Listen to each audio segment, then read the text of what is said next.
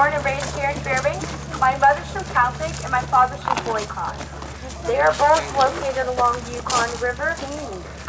So this area you see here is exactly what an Athabascan camp would have looked like before contact with Western culture. Anthropologists tell us Athabascan Indians had to survive in some of the most difficult environmental conditions known to man, and they have done so for about 10,000 years. Before any contact with the outside world, a little more than 150 years ago, they lived entirely in a primitive bone and stone culture, so every day was a battle for survival.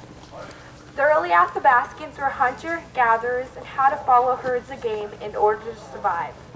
This meant roaming the Arctic, always on the move.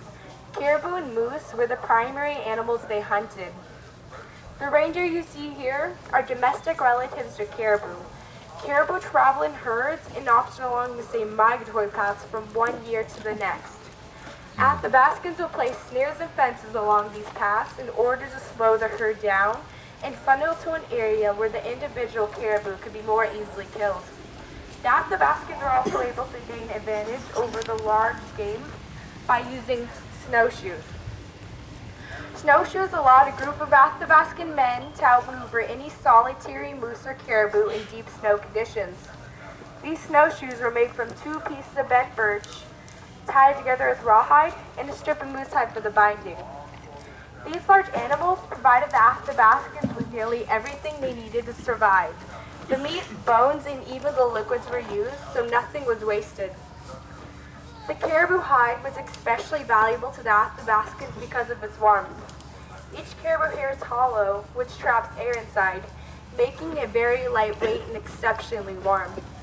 If you look inside the structures here, you can see that the beds are made with fresh spruce boughs and topped with caribou hide, so that made for a fast, warm, and portable mattress. Now the structures here are much less permanent than the log cabins made after contact with Western man. That is important because the Athabascans had to constantly be on the move. Now to the right, this dome-like structure is a portable shelter called a skin hut. It is made from young spruce poles that were steamed, bent, and fastened together.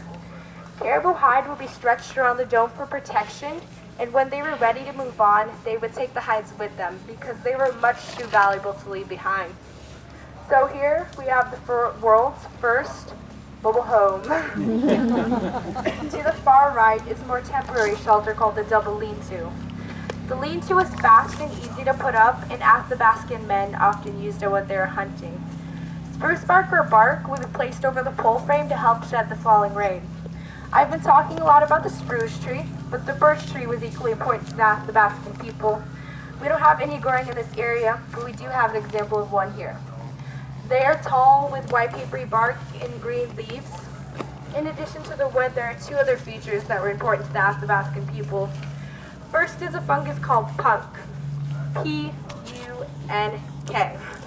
This fungus grows on the trunks of birch trees, and it is one of the reasons the Athabascans were able to survive such cold, harsh winters. They would bore a hole in the punk with a rock, then take a burning ember from the fire and place it inside where it smoldered for up to a day or more. When leaving camp, Athabascans could take a smoldering punk, wrap it in moss, and tuck it in their caribou hide carrying pouch, much like this one.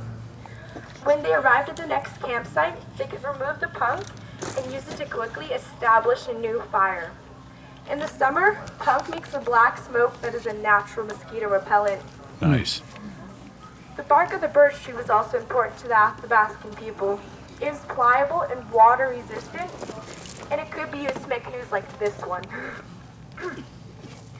Birch bark canoes are very rare, and there are only a few in existence today, so we are very lucky to have this one. The ribs of the canoe are made from steam bent spruce wood, covered with birch bark, and sewn together with these split spruce roots. The resin you see here is a mixture of animal fat, spruce pitch, and moose or caribou hair. This canoe could hold up to 2 hunters and all of their gear. The birch bark basket was made in the same manner as the canoe. Women would use this basket to gather, store, and cook their food. But birch bark baskets are very flammable, so in order to cook their food, they had to place water inside along with chunks of meat and roots or berries. And they would have to rotate hot rocks in the fire, in and then out, in and then out, until the contents would come to a slow boil. This process could take several hours. So that's why I'm very thankful for my microwave.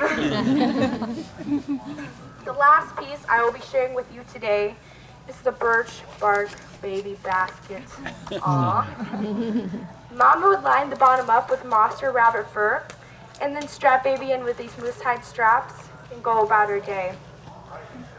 But then when baby did what babies are known to do best, Mama would have to take baby out, dump the soil contents, and start all over again.